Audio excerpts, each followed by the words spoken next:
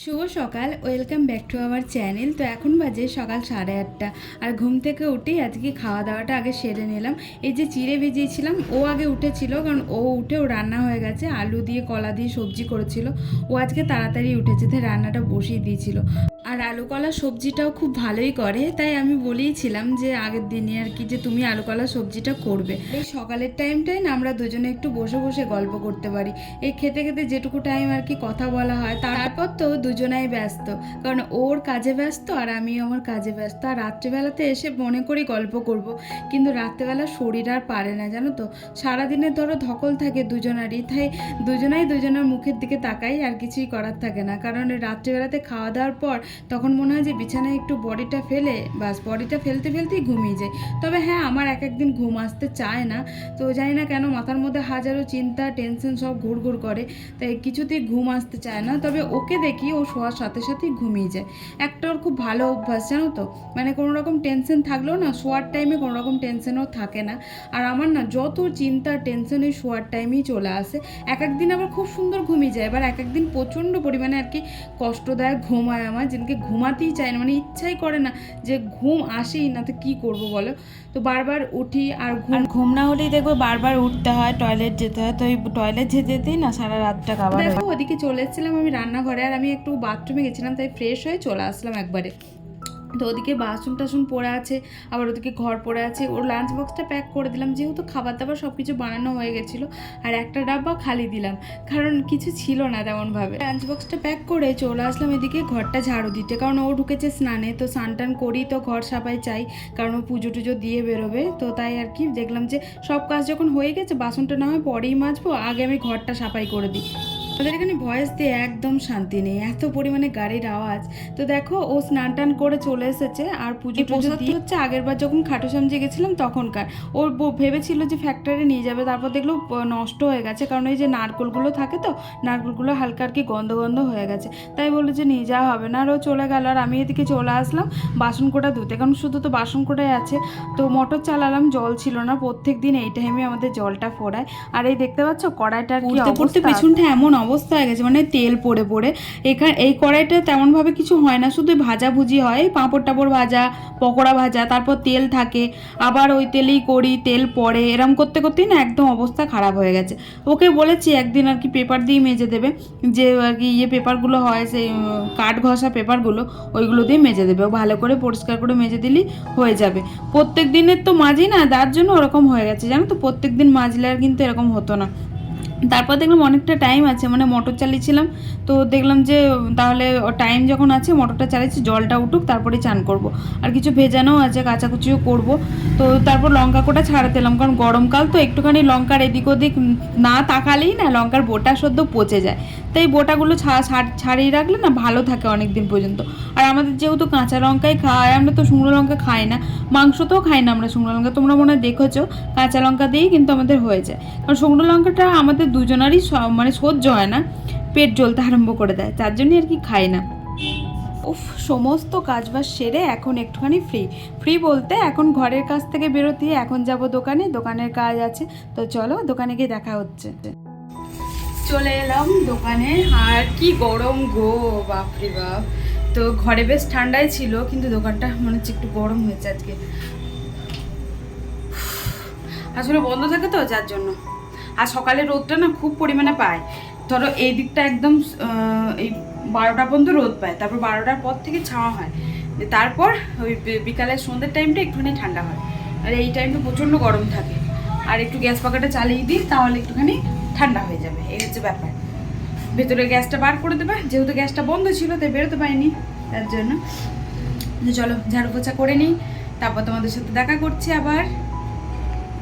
এখন বাজে 3টে, আর এখন যাচ্ছি ঘরে খাবার খেতে, খিদে পেয়েছি খুব। তো সঞ্জু ফোন করেছিল, বললো যে যাও খেয়ে আসো, কারণ ও আর আমি একসাথেই খাই, ও খেতে বসে আমাকে ফোন করে, তারপর আমিও খেতে যাই, এই হচ্ছে ব্যাপার।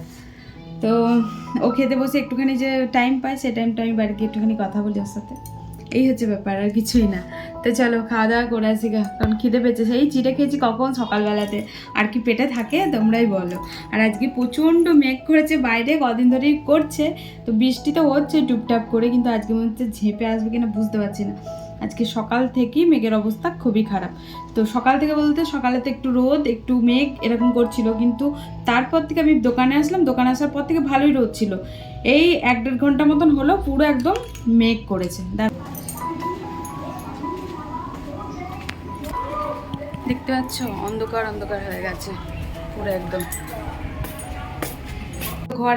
আমার পুরো একদম অন্ধকার। ওই লাইটটা জ্বালালাম পর্দাটা দিয়ে, কারণ লাইট জ্বালালে বাইরেটা দেখা যায় বাইরে থেকে। আর আমার বিছানার অবস্থা দেখো কান্না পাচ্ছে, কি অবস্থা তারও দেখাই। এই দেখো কালকে কিছু গোছ করেছে, আর এগুলো হচ্ছে কালকেকার গাঁজাকুচিগুলো। তা আজকে আর কিছু গোছ করা হয়নি, আজকে গোছ করবো। খাওয়া দাওয়া করে তো টাইম পাই না, সেই বিকালবেলা এসে একটুখানি জল টল ভরবো, সন্ধ্যে দিয়ে তো 10 মিনিট বসতে হয়, তো সন্ধ্যে টন্ধে দিয়ে গোছ করে নেবো।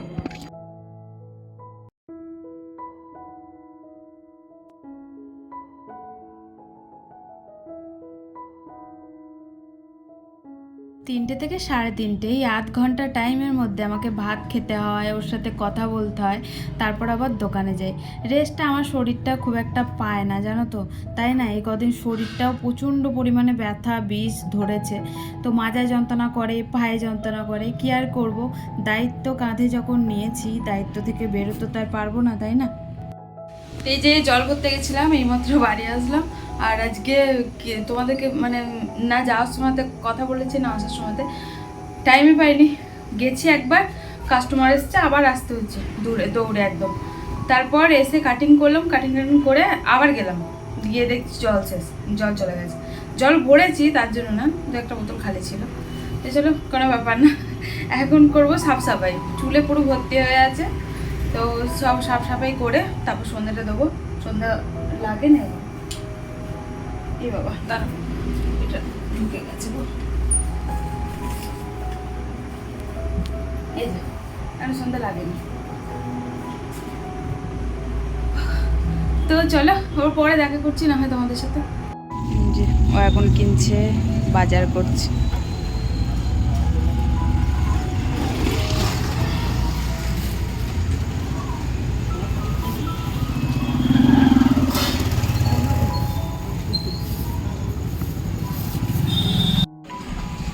এই যে যাবো হচ্ছে বাড়ি, আরও আজকে তাড়াতাড়ি চলে এসছে। আর মাংস এনেছে, আজকে মাংস রান্না করতে হবে মনে আমাকে গিয়ে, না কেউ করেছে জানি না। তো এই যে দোকান বাড়ালাম, 7টাতে নামাবেও। আর সবজি কিনছে এখন, সবজি নেই কিছু রান্না। তো এই যে চলে এসেছি দোকান থেকে বাড়ি, আর হাত মুখ ধুলাম। তোমাদেরকে বললাম যে মাংস মানে ও করেছে কিনা কি জানি, তো কষা হয়ে গেছে, জল দেবে মনে হয়, ওই দেবে মানে ওই করছে, ও টেস্ট করে বেশ ভালো। আর এই যে লাফা কিনলো, লাফা ভাজা হবে কালকে আলু দিয়ে। আর মাংসর ঝোল আলু একটু নিয়ে যাবে, কারণ মাংস তো নিয়ে যায় না, ঝোল আলু নিয়ে যাবে। দেখাই তোমাদের মাংসটা, দাঁড়াও। এই যে দেখতে পাচ্ছ, ও বেশ খুব টেস্ট করে, দই টই দিয়ে করে তো ভাল লাগে।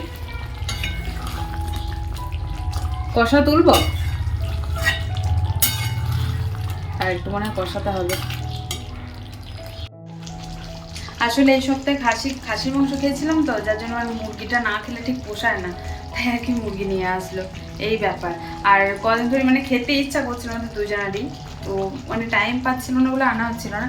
যেহেতু ওরা যে কাজের মানে ওইখানে আরেক জায়গায় যেখানে যায় ওখানে কাজ ছিল না, যার জন্য আর কি যাওয়ার পরেই ছুটি হয়ে গেছে, তাই চলে এসছে। আসার পথে একটুখানি মাংস নিয়ে এসছে, মাংস খাবো করছিলাম, যাই তাহলে করি।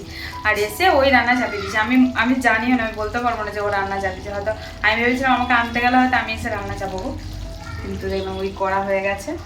এখন শুধু কষানো হবে, কষার পর খাওয়া দাওয়া হবে, খেয়ে নেবো। তো চলো পরে দেখা করছে। আবার আমার প্রচুর জামা কাপড় আছে, ওগুলো আমি ভাঁজ করি গা, আর এই জামাটা চেঞ্জ করি গা, তারপরে তোমার সাথে দেখা করছি। খাওয়া দাওয়া শেষে স্নানটা সেরে আসলাম, স্নান টান করে ও গেছে হচ্ছে কাজটা ফেলতে, এই ছোটো এসেছে। তো ওকে আমি বললাম একটুখানি থামস আপ বা কিছু একটা মানে কোল্ড ড্রিঙ্কস জাতীয় পেলে নিয়ে আসতে, আমার প্রচণ্ড খেতে ইচ্ছা করছিল। বড়গুলো আনতে, তো এই যে ছোটোগুলো এনেছে। ওকে আমি বললাম যে বড়গুলো মানে এগুলো হচ্ছে 20 টাকা, ঠিক আছে, আর একটা সাইজ আছে ওটা হচ্ছে 40 টাকা, একটু মাঝারি টাইপের, তো ওইগুলো আমি আনতে বলেছিলাম, ওইটা এনেছে। যাই হোক কেয়ার করা যাবে। তো মাংস খেয়েছি তো মানে একটু খেতে হবে হচ্ছে ব্যাপার, না হলো কারণ প্রচণ্ড গরম করছে। তো চলো আজকের মতো ভিডিওটা এখানে এন্ড করছি। সবাই সুস্থ থেকো, ভালো থেকো, দেখা হচ্ছে আবার একটা নেক্সট ব্লগের সাথে। ততক্ষণ নেক্সট ব্লগের সাথে, ততক্ষণের জন্য টাটা, বাবাই, গুড নাইট, ভালো থেকো সবাই, টাটা, চিয়ার্স।